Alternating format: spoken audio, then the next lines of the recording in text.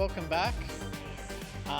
Hope you've had a good lunchtime break. Up next is Ed Farrell, seasoned OzCert presenter at this point. We've had you a lot of times and we always love to have you back.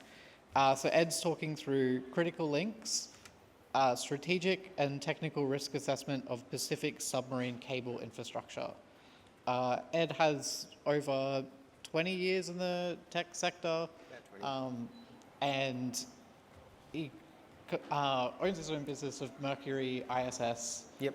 And he also develops an awesome threat modeling deck.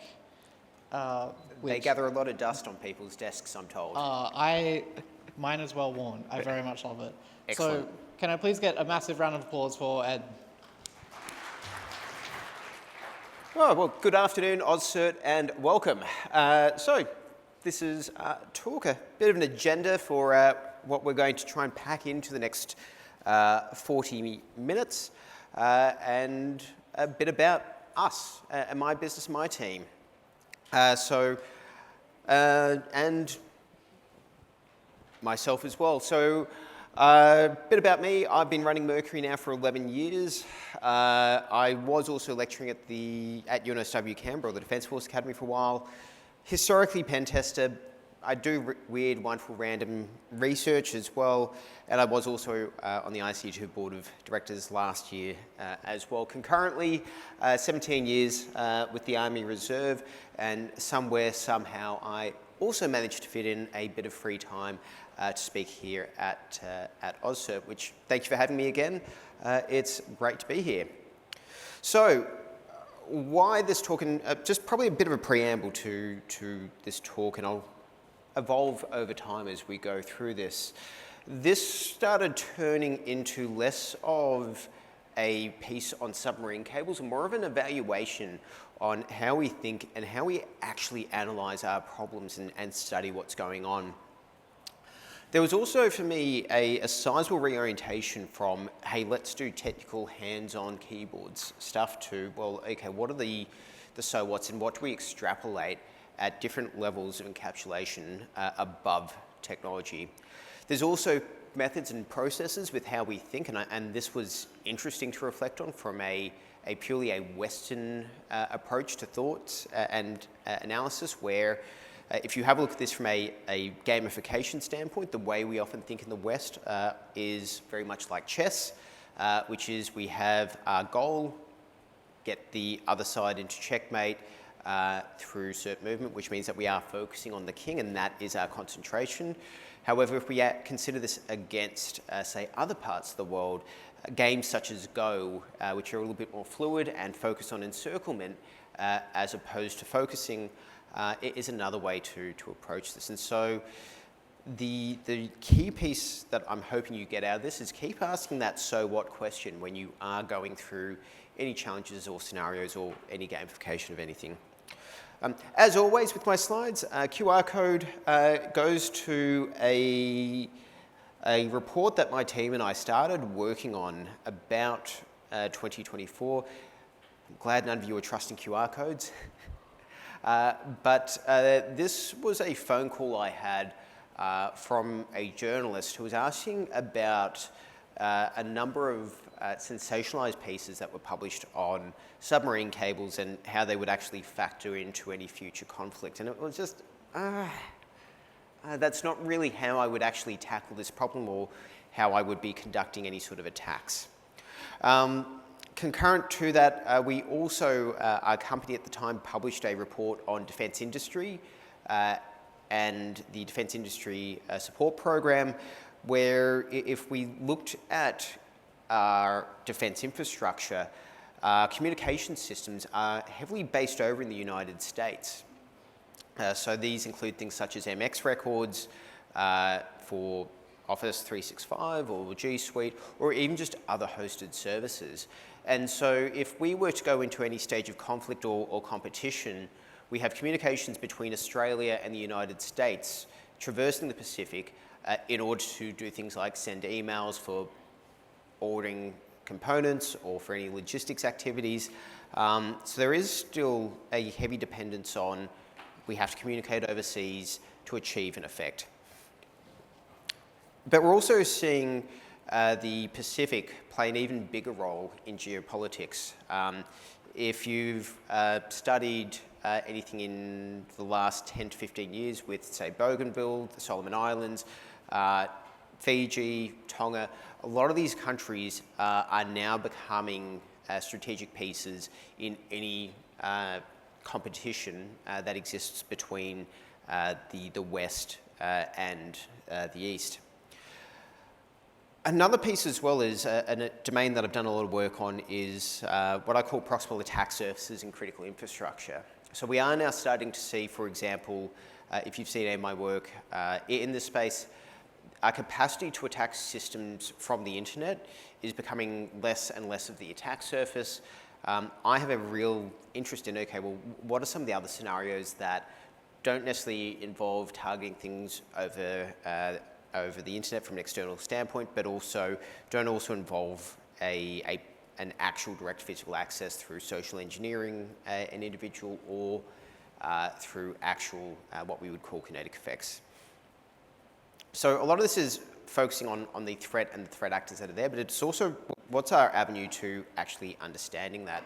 So a lot of this comes down to how do you map out an operational environment, and I think this thought process and this framework to thinking is important. Sorry about the feet photo, but this is a jump to conclusions mat.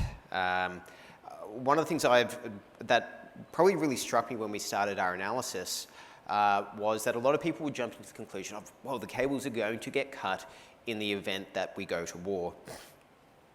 The reality is probably far further from the truth, and we haven't actually done a qualified method to make that deduction. I'm sure most of us have operated in cybersecurity for some time where someone will jump to a conclusion that, no, this is China, or oh, this is clearly APTs, or the only people that are hacking us are kids in basement, following a stereotype from the 90s of, young Anglo-Saxon males sitting in a basement who are trying to achieve an effect, which is less and less the case nowadays. And because we haven't actually shaken that stereotype off, we simply keep going to the conclusion that there was a really great talk in here before mine that was actually looking at that cognitive effect of us not thinking through and analysing why something occurs. So yeah, Chachura's son educated that one. So if we take a few steps back, we look at our technology stacks, well, let's come back to, well, this exists for a purpose or an outcome that we're trying to achieve. If we look at technology, and then beyond that, we need to also factor in cybersecurity is nested in this requirement as well. So one of the things I've done is actually go through an environmental analysis and a structured approach to understand the environment and start doing some of these rational deductions of so what at this very non-technical layer so that we're actually informed by what's happening. Really good resource if you ever need something to help you go to sleep at night. There is a defense manual called ADFP 501. It is freely available. It's called the Joint Military Appreciation Process, and it's about creating a structured framework to help you solve problems as opposed to well, let's just jump straight to this conclusion. So PMESII is the framework we're applying here, which is about understanding our environment. The first part of this is actually understanding the politics of the environment where our submarine cable infrastructure is actually operating. There are about 13 countries that we would factor into this. However, if we start looking at other cable runs, we could even go all the way up to Japan or elsewhere. But that's, of course, us jumping ahead into looking at the technology before we actually look at our environments. If we have a look at a lot of these countries, the Australian government has already been applying a lot of attention to these environments to actually better improve and enhance the quality of life. This largely comes down to this idea of Pax Romana, where if we're all cooperating, if everyone is trading, the quality of life actually improves for human beings.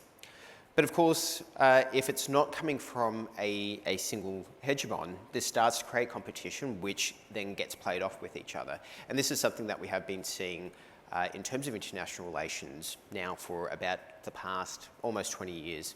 Internally, these countries also have their own social ecology, have their own political ecology. Fiji has had a fairly complex 30-odd years, especially between different cultural groups and how that plays out.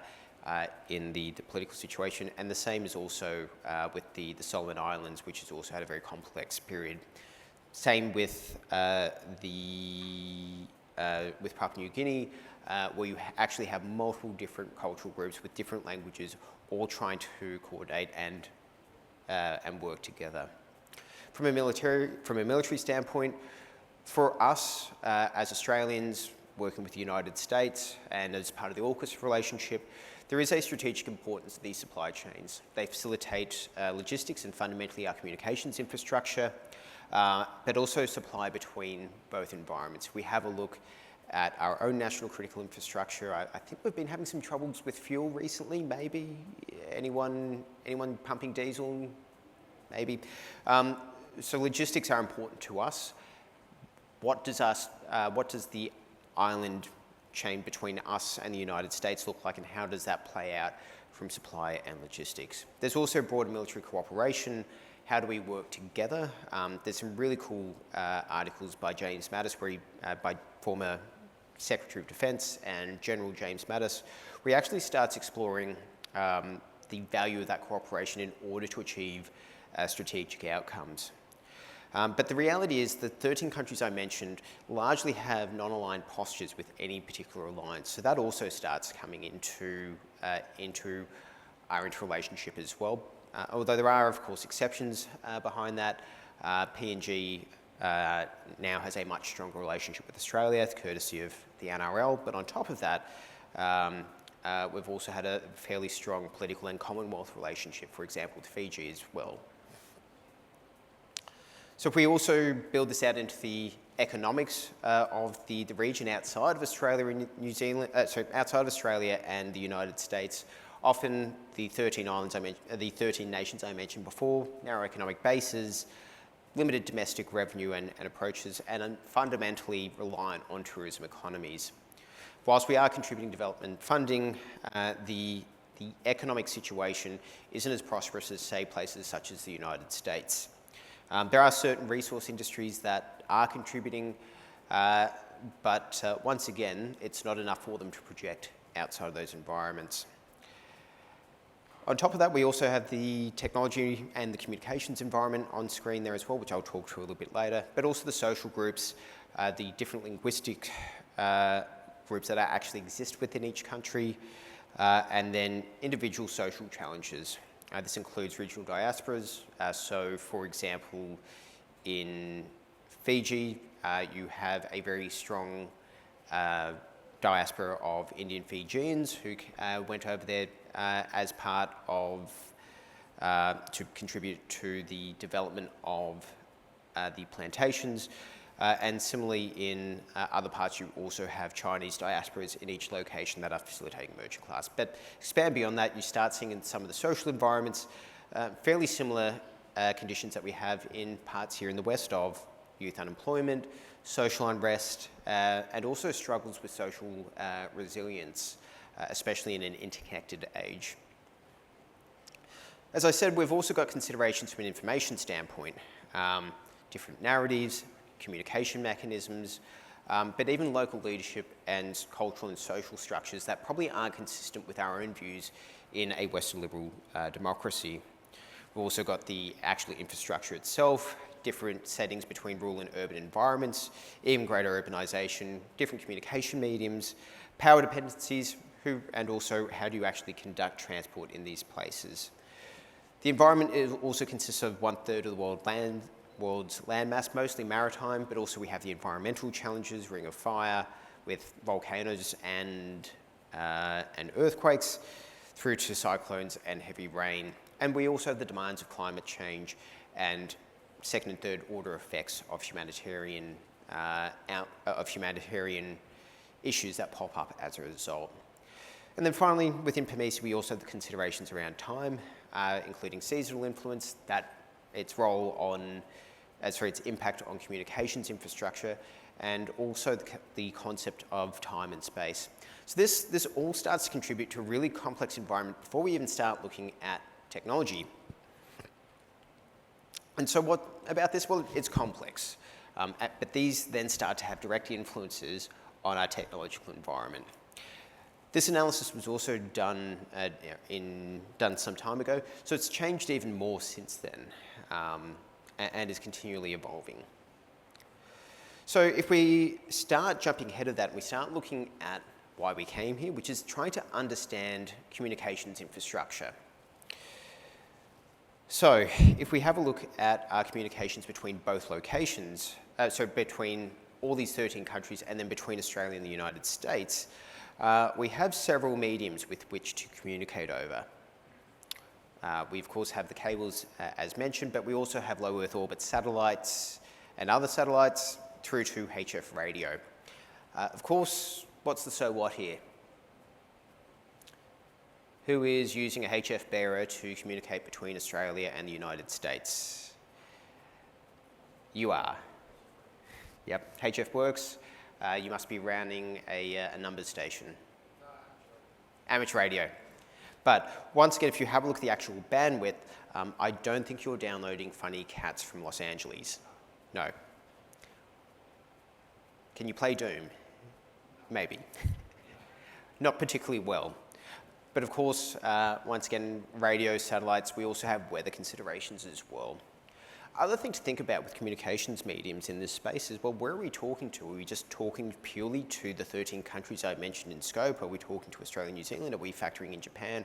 Are we shooting across to South America as well? So this also then creates the limitation of the cable map I illustrated before of, well, we've only got so many avenues of approach, and so then we start to map those out. And this is where we started to get into our first problem when my team and I were starting to do our analysis in this space. This is what we saw from open source intelligence that we were able to gather just purely based on research and based on public information. This has also changed a lot since we published this report, especially as Google's cable starts to come online. Can anyone see an issue here? What's the problem? Where is the single point of failure? What about that Southern Cross Next cable? You know, something around 2/3 to 3/4 of your total bandwidth between Australia and the United States is going through that line? Oh my God, it's a disaster. But is it though? And so this was actually the problem that we encountered. I could have easily simply jumped on a current affair and started going, oh my God, this is an absolute disaster. Look at me use Shodan and think how awesome I am.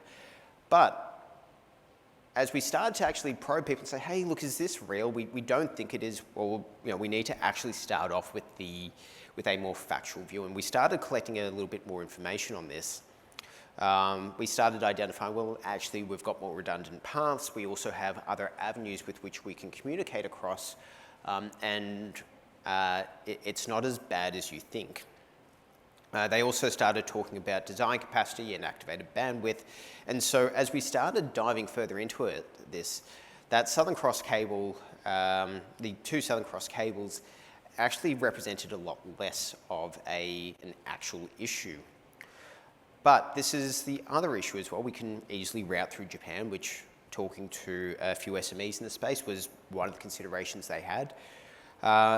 And so as we start to build this out, well, it looks like they have actually factored this in, but it's not public and it's not communicated particularly well. So as I said, your first analysis can quickly jump to the conclusion that, well, there's this one single point of failure that would actually see a massive loss, which could have long-term impacts, but you could also do some massive re-engineering. That being said, if you start to dive further into the detail, if you actually take some time to do analysis, it's actually not as bad as we think.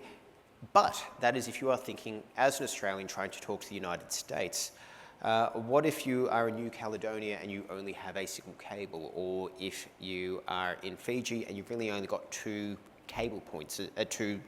points to communicate a high bandwidth out of your country. So one of the other things we started to reorienteer towards is, well, you've only got certain cables and running to particular countries. which means that the resilience to those particular countries becomes essential from a regional stability and security standpoint, especially if you factor in the PMESII analysis we conducted beforehand. So we then started building up, well, all right, well, what are some of the legitimate threat scenarios and the issues that exist? And I'll put out the question there. What is the biggest threat to subsea cable infrastructure? Does anyone want to have a guess? Sharks? Mr. Gutman, Dr. Gutman. Say again? Anchors, pretty close. Fishing vessels, not China. So if we were to believe a lot of the strategic thought leaders out there, they will keep telling us China's going to cut cables. The reality is it is the fishing vessels that are likely to do this. And this was also something we captured in several interviews and discussions, that fishing activities and fishermen not thinking through things represents about 70 to 80% of incidents of cable disruption. You then have to go out, do the repair, becomes unpredictable, your local recovery capabilities are constrained, and then also think about it. You're a fisherman, you're starting to run out of fish, you're moving fast, you're not thinking, this event is actually going to happen. So this is based on precedents though. This is based on historical fact of cases where this has occurred. Just anyone here work in insurance at all? So what does insurance work against? Say again, the odds? Yep, which are informed by historical data. So if you've ever tried to insure a house, especially somewhere in Brisbane, what are the odds it's going to flood? Pretty high. So flood insurance is probably less likely going to be a thing because we have the actuarial data to inform that. How well informed do you think we are on threat-based events of someone trying to do something nasty? So probabilistic-based risk assessments on certain outcomes in the space become quite hard. So if we start looking at future events, we do have to start getting a little bit creative and start thinking through some of the threat scenarios that may exist. Now, environmental scenarios certainly are there. We have a significant amount of data on seismic activity that allows us to inform things such as earthquakes and undersea landslides, which are a thing in this space, which then also extends into tsunamis and storm surges as well. And so those environmental events, generally speaking, we're aware of them, we're factoring them in, and we can work through them. And then beyond that, future climate change and the outcomes that will occur there, especially with the supporting infrastructure and our capacity to respond. But we can start factoring in redundancies for these. So as I said, and the thing that really motivated this talk was this idea of infrastructure destruction being an act of war that is going to form part of, say, any offensive operation that may occur in the next 5 years because Australia and the United States are allies and we may not be getting along with countries with red flags. This was exactly what happened in 1914. The British decided to cut German undersea cables, which saw them shape onto HF radio. But this is a last resort. Firstly, this is going to cause a lot of collateral impact on countries you're not necessarily at war with, but also it's operationally counterproductive as well. What do I mean by that? Let's say you're a military planner. Let's say that you are planning attacks or wanting to conduct some sort of offensive action. Destroying things is incredibly counterproductive as you start to move outside of conflict. If you create human suffering, if you do not enable a quick reconstruction and economic conditions to exist so that the people that you have just occupied and dominated can't live, you're going to have even more problems. You're going to start dealing with counterinsurgencies, but you're also going to disenfranchise people and not actually have a positive outcome. This was a big thing with the Marshall Plan after World War II. How do we get Europe back on its feet so that we can minimise future conflict? So destroying cables leads to the destruction of economic conditions, which then means that everyone's really angry and we have now created the conditions for our next war. So destroying things less likely. So off the back of this, we have what my team and I started exploring of what we called non-kinetic effects, which is, can we use this to capture data, understand what's occurring? But then on top of that, what if we just needed a limited disruption during that phase 2 and 3 of a conflict to achieve an outcome? Or even in the lead-in competition space, can we exert diplomatic influence? Can we gain human intelligence? Can we do collection activities? Can our economic investments and strategic activities lead to outcomes that don't that either allow us to exert control over one of the 13 nations or cause undue influence between Australia and the United States? So for us, cyber was certainly an interesting one, but then this started turning into 3 or 4 other domains as well. So let's jump into the cyber and the more technical considerations we started exploring. So our first one was our team was able to identify and map out software associated with the devices that are communicating between both locations. We're able to, in fact, identify a copy of the firmware that we were able to pull off a share that was just left open, and we found several vulnerabilities that had existed. Working with the vendor, we were also able to identify exposed systems that were vulnerable to this issue and get quickly patched. Thankfully, none of them were in the Asia-Pacific. Most of them were actually in Brazil and South Korea. So we found some really simple little vulnerabilities, helped the vendor fix them and get through it. But the other interesting one that we actually came across was fairly publicly accessible technical support forums for the providers of communication systems, for the providers of the infrastructure that was getting used in the cable landing stations between Australia, the United States, and the Asia-Pacific. So off the back of access we achieved against a vendor management forum, it was a simple account enrollment. We're able to identify personally identifiable information associated with individuals, not just within the Asia-Pacific region, but also Portugal, Brazil, parts of Europe. They're help forums, people want help. So of course you're going to take screenshots of your desktop, including your PCAP files, including your IP addresses, including your SNMP community strings. All of these were readily identifiable in these forums. We did pass this on to the provider of these forums, flagged some of the issues, and also, hey, some of these systems over here are still actually accessible.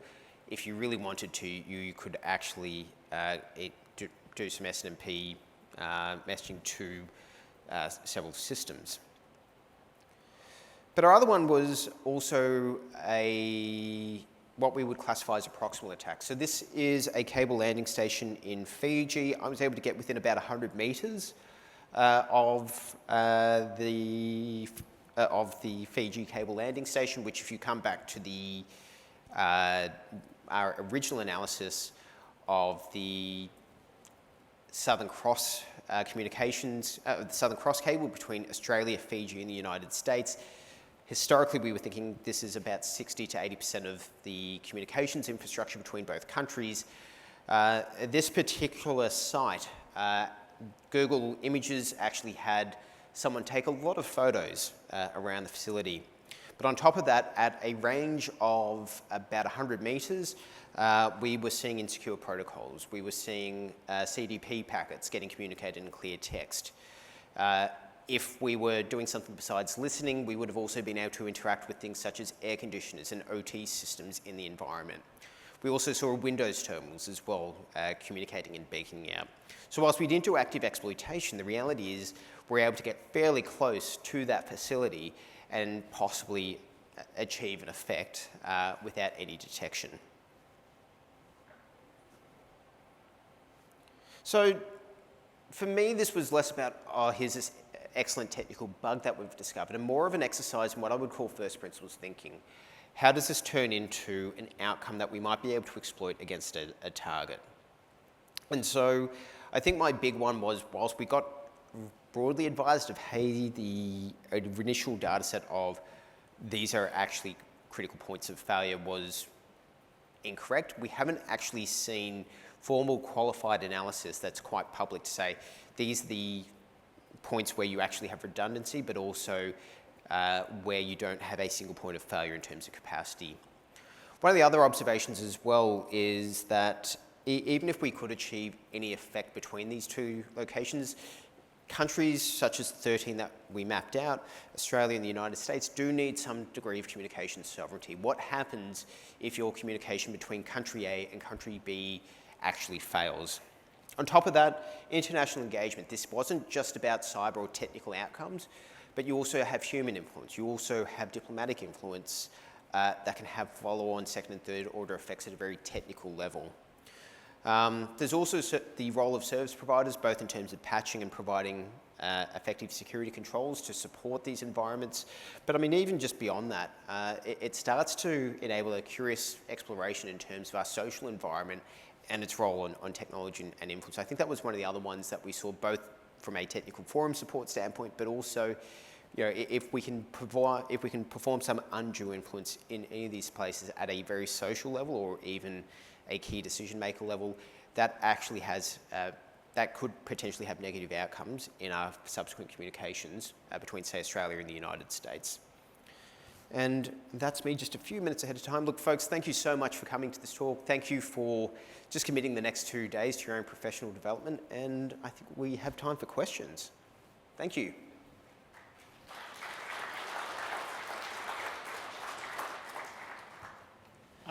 Does anyone have any questions? Yep. I didn't get any questions through the app, so I'll just run a mic down to you.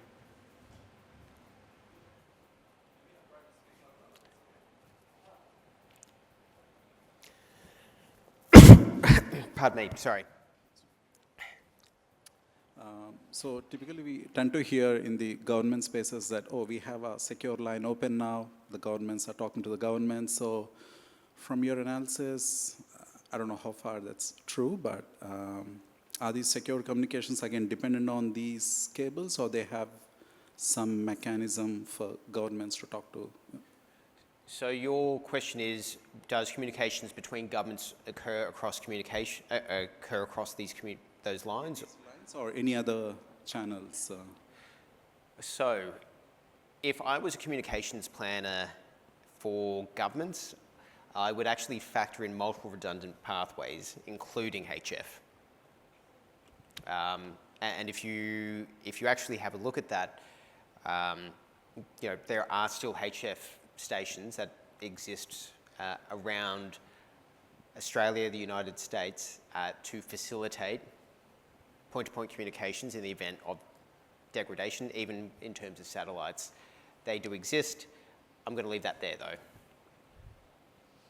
Any other questions? Yep.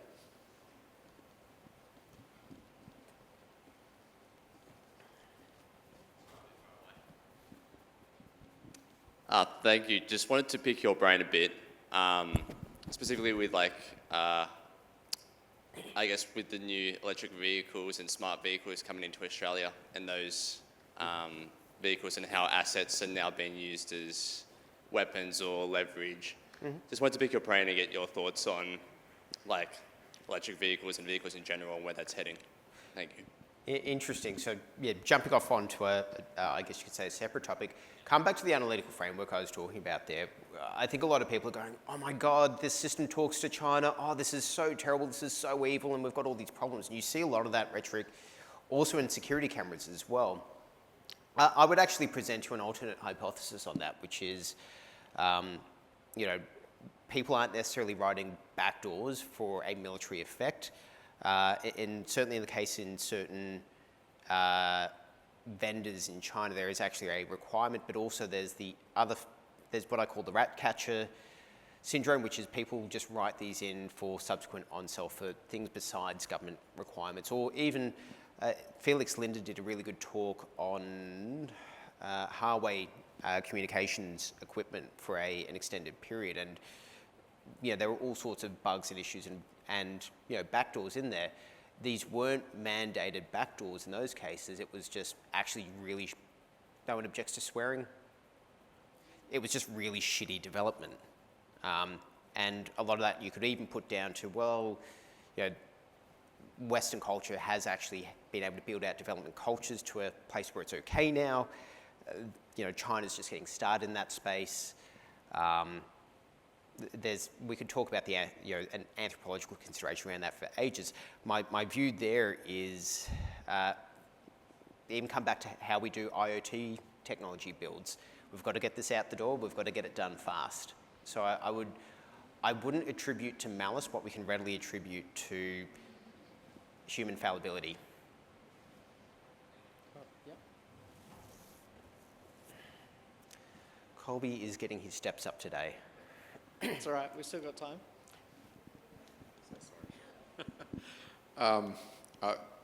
Fascinating.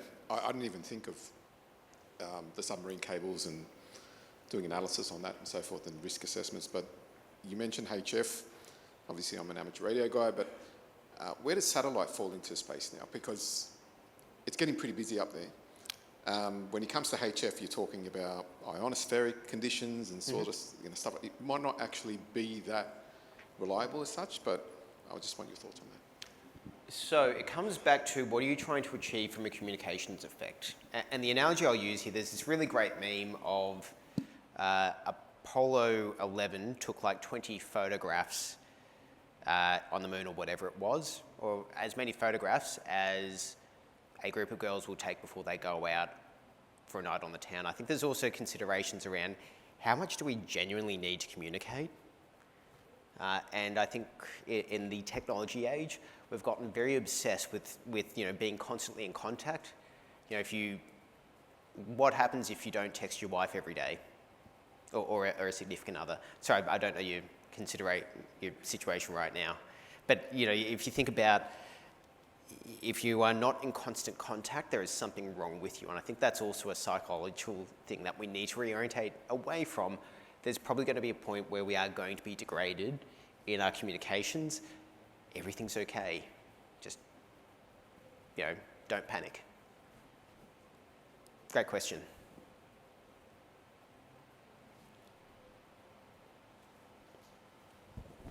All right. Thank you so much. This is a gift from OzCert saying thank you for presenting. Oh, wow. Can I please get another massive round of applause? Thank you. Thank you. Thanks, Colby.